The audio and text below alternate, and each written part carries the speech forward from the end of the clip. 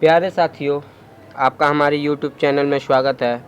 और आज हम गणित कक्षा 10वीं का अध्याय 1 वास्तविक संख्या का प्रश्न नंबर 2 1.1 का करेंगे। तो आइए क्वेश्चन को पढ़ लेते हैं।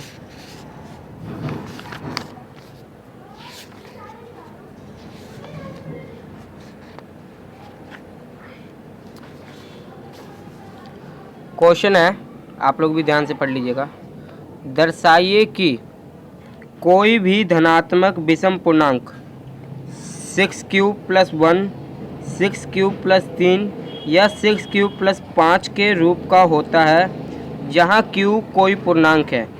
एक बार वो पढ़ लेते हैं, ठीक है।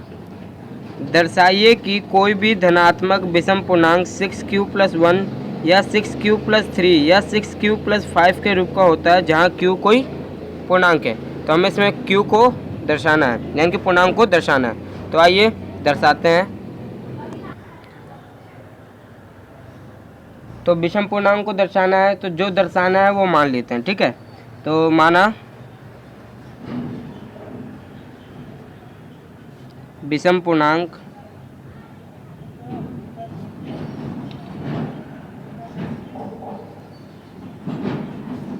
ए है। हमें दर्शाना है विषम पूर्णांक, इसी के लिए हमने ए माना है, ठीक है। अब लिखेंगे, देखो माना विषम पूर्णांक ए है। हम बुक पे आ जाते हैं एक बार, और बुक में ध्यान दीजिएगा, इसमें 6q + 1 है, 6q + 3 है। तो ये जो 6 है ये भाजक है, ठीक है। इतना हमें याद रखना है, ये जो 6 है इसको भाजक मानेंगे। देखो, तो हम लिखेंगे भाजक 6, भाजक 6 है।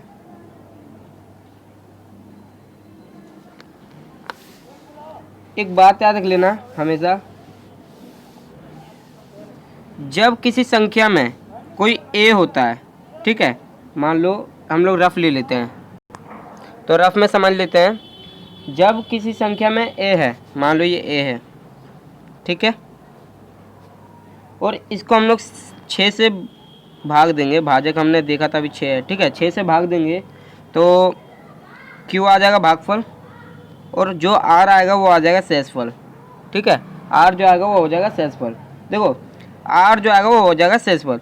अब जो आर का जो संभवत मान आएगा, हम मान जो होगा वो इससे हमेशा छोटा होगा। जो 6 है ना, इससे हमेशा छोटा होगा। तो इसका क्या हो जाएगा मान?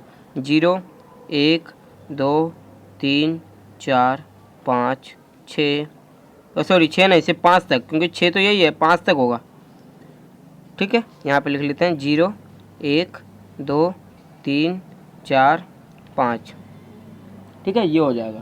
तो हम इसको यूक्लिड विभाजन प्रमेय का द्वारा यहाँ पे लिख सकते हैं, यूक्लिड विभाजन प्रमेय का द्वारा, यूक्लिड विभाजन प्रमेय का द्वारा, प्रमेयिका से। देखो, तो कैसे करेंगे? एक बात हमेशा याद रखना, जो आर का मान होता है वो हमेशा भाजक से छोटा होता है, ठीक है। आर का मान हमेशा भाजक से छोटा होगा, ठीक है। यूक्लिड विभाजन प्रमेयिका से। तो यूक्लिड विभाजन प्रमेयिका क्या क्या रूल होता है? ए = 6q + r, ए 6q + r। देखो, ए हो गया ये 6q, इसको इससे मल्टीप्लाई किया, 6q आ गया प्लस r, ठीक है। ये हो गया। अब देखते हैं, हमेशा जो r का संभवत मान होता है हम इसको वो मानेंगे। तो देखो, हम मान लिया a = ये a ले लिया। अब 6q क्या है? 6q हो जाएगा, प्लस में 0 रख लेंगे, ठीक है। ये हो गया। अब देखो, a = 1 लेंगे, ठीक है। 6q + 1। अब a = 6q + 2, a = 6q + 3, a = 6q + 4, a = 6q + 5। देखो, ये हो गया जितने भी इसके मान थे उसके हिसाब से। अब हमें क्या निकालना था जी? पूर्णांक निकालना था, ठीक है। तो सबसे ज़्यादा देखो, इसमें अब क्या करना है, जो संख्या 2 से विभाजित होती है वो तो पूर्णांक होता नहीं है, हमें इतना मालूम है, ठीक है। तो देखो, ये जो है 6q, ठीक है, 2, ये 2 से विभाजित हो जाता है, ठीक है, ये भी 2 से विभाजित हो जाता है और ये भी 2 से विभाजित हो जाता है जी, करके देख लीजिएगा, हो जाएगा, ठीक है। तो ये विभाजित हो जाता है, बचा क्या 6³ + 5, 6³ + 3 और 6³ + 1। आइए अब इसको फेर में करते हैं पहले, ठीक है। देखो भाजक 6 था, अब इसके बाद हमने उतना समझ लिया है तो हम करेंगे, लिखेंगे सबसे पहले r के संभव मान। तो क्या हो सकता है, हमने पढ़ा था कि 6 से छोटा होता है, ठीक है। तो 0, 1, 2, 3, 4, 5 ये होगा, ठीक है। अब जो हमारा वो यूक्लिड विभाजन प्रमेय का द्वारा था वो क्या था, a = 6³ + r, ठीक है, a = 6³ + r। तो हम क्या करेंगे, a = 6³ + 1 sorry 0, a = 6³ + 1, a = 6³ + 2, a = 6³ + 3, a = 6³ + 4, a = 6³ + 5, ठीक है। हमें मालूम है a = 6³ + 5 ये 2 से विभाजित नहीं होगा, a = 6³ + 3 ये 2 से विभाजित नहीं होगा, a = 6³ + 1 ये विभाजित नहीं होगा 2 से, ठीक है। तो हम लिखेंगे यहाँ a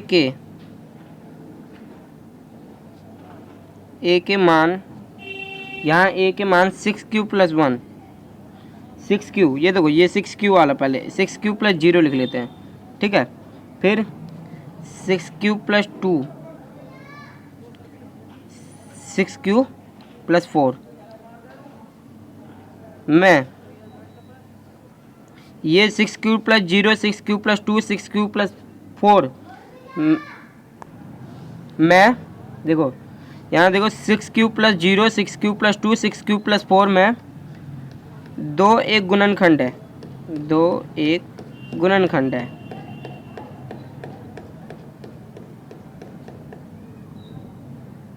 ना।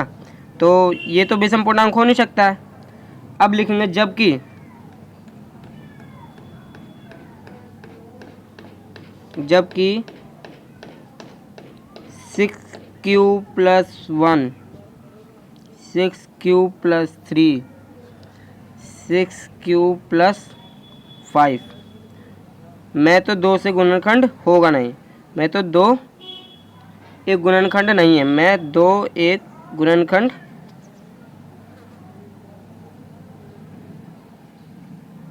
नहीं है,